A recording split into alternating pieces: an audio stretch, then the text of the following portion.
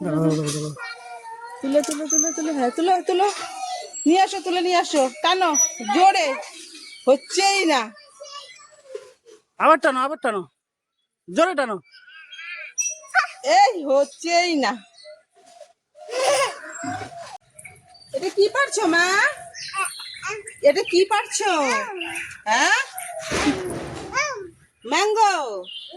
এ কি মজা, কি মজা, কি মজা, কি মজা। হ্যাঁ, এটা কি? হ্যাঁ, ম্যাঙ্গো।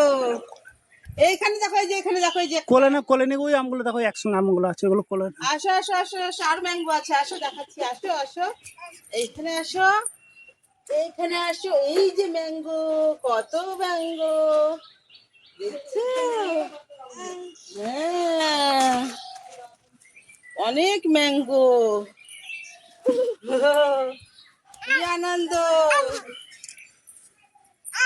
ভালো ভালো ভালো। হ্যাঁ,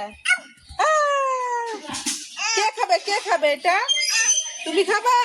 ও সোনা রে আমার,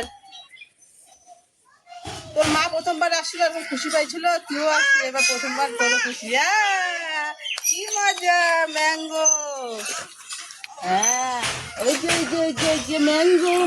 এই আমগুলো আমার মেয়ে পেরেছে, কি সুন্দর সুন্দর বড় বড় আম দেখো। এই আমগুলো ছোট ছোট পাতলা, আবার আমার মেয়ে আগে আমগুলো দেখাচ্ছে যে এই যে আম পেরেছি আমি, ফেলেও দিল।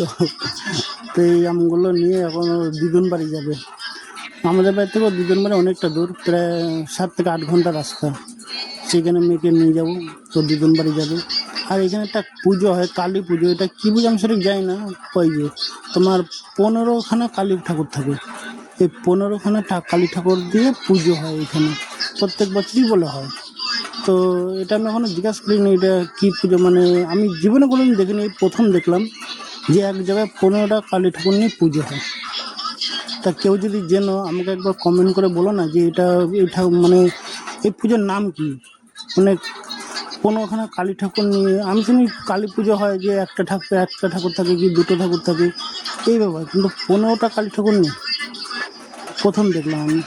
কেউ যদি জানো তো আমাকে একটু জানিও না যে এই পুজোটা কেন হয়।